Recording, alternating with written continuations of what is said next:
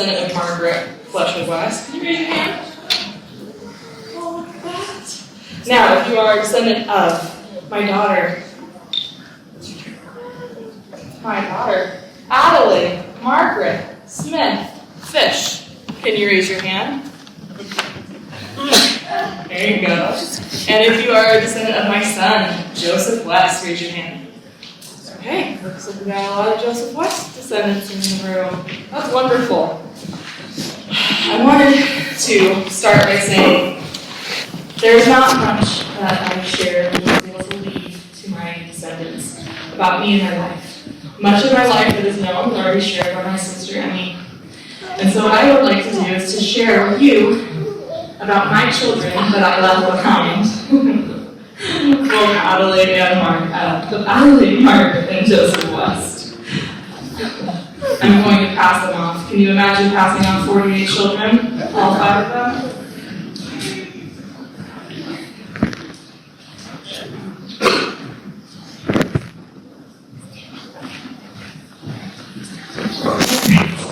My daughter, Adelaide Margaret. She was raised by my sister Emmy, and she later went on to marry Joseph Fish. She had 3 sons, Horace, Silas, and Joseph. They lived in Snowflake, Arizona. For quite some time. Later on, Adelaide and Joseph Fish would end up divorcing. And Adelaide would move to Salt Lake City about 5 to 6 years before her death. During those 5 to 6 years, she worked in the Salt Lake Temple as a temple worker, and she held many positions of leadership in the temple and in Snowflake. Let me read you a story first from her obituary. Mrs. Adelaide Margaret Smith Fish died on October 23rd from injuries suffered in a streetcar accident. She was born in Parowan, Iron County, February 12, 1857, and moved to Snowflake, Arizona in 1878, where she experienced all the hardships of pioneer days in the new settlement. Mrs. Fish has held many positions of honor and trust, both as a religious worker and in the service of the national government. In September of 1891, she assumed the role and responsibilities of the U.S. Military Telegraph Office at Snowflake. She became an expert telegrapher, and with the aid of her sons, she held this position for 31 years. When the government discontinued the military post at Fort Apache in 1922, she was honorably discharged with thanks of the government and a commendation for her service. For the past 5 years, this is 5.5 years before her death, she has been working in Salt Lake Temple and doing genealogical work.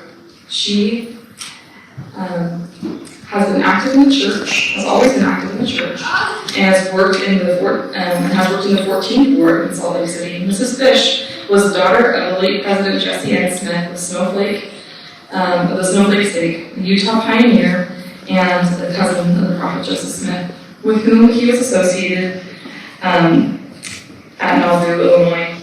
At the funeral of Mrs. Fish, it was said that her father by Elder Morgan Richards and Elder Joseph Fielding Smith of the Council of the 12, that his wealth of knowledge and his rare qualities of leadership were such that he not only held many positions of honor for the church and the state, but that there was not a single position in the church or nation that he was not qualified to fulfill. He had to fill that he had been called.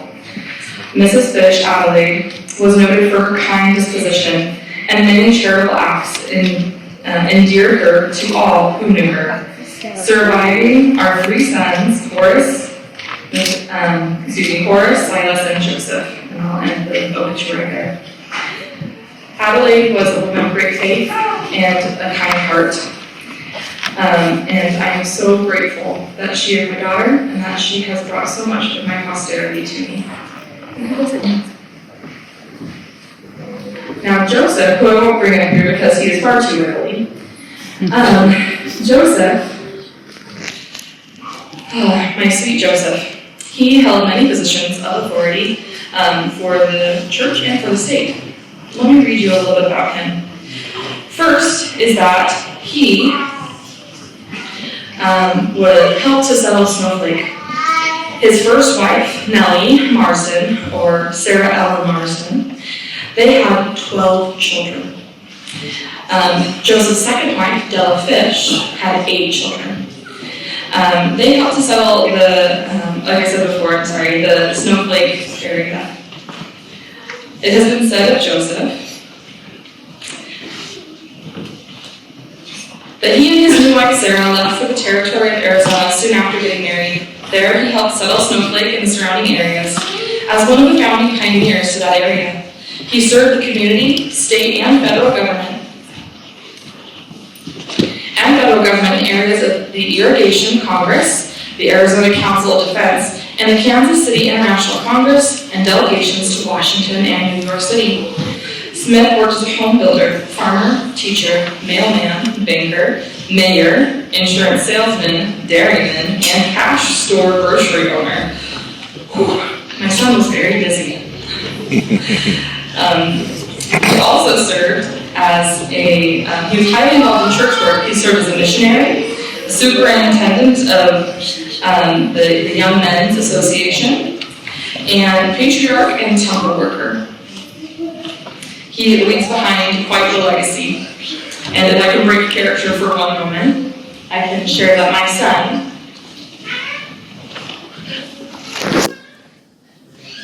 carries on part of that legacy. His name is Marsden. He's named after the grandson of Jesse Ann Smith, Jesse Marsden Smith. And that is a very special thing in our family.